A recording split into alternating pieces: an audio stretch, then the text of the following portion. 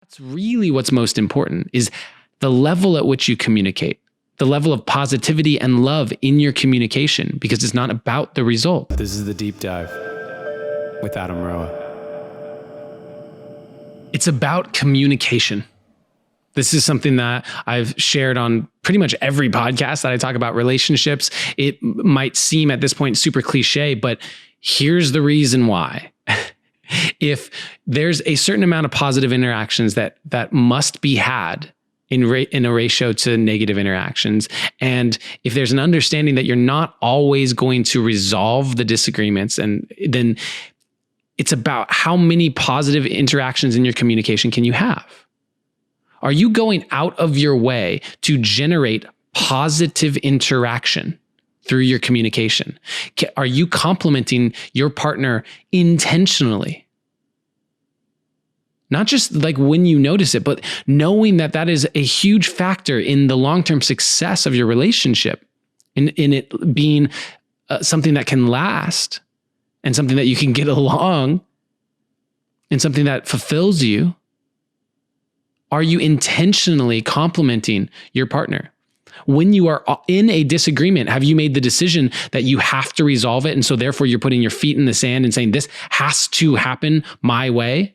We have to figure this out. Or are you actually in it saying, you know what, this might be one of those things, like more than half of these little disagreements that we're not going to necessarily see eye to eye on. And can I communicate through this in a way where it doesn't become a big deal? We don't make mountains out of molehills.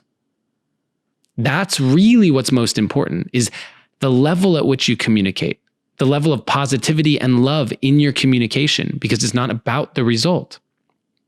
That's one major takeaway.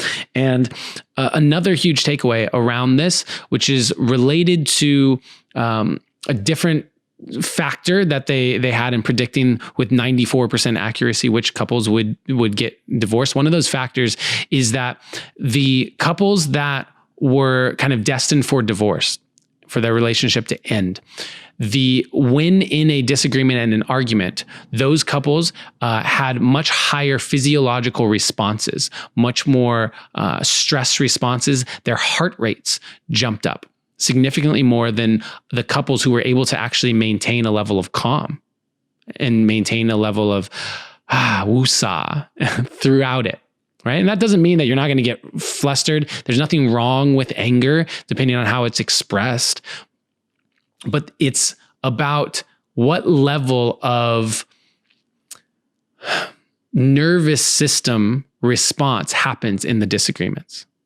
Meaning, essentially, the couples that went into a fight or flight response more strongly, for sure, but just went into a fight or flight response in their arguments and disagreements were much more likely to wind up divorced.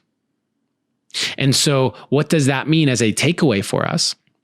Is that if you want to show up in a relationship in a way that lends itself to sustained long-term happiness in your relationship, then that means that you got to do the work on yourself so that you don't go into a fight or flight response every time you're in an argument.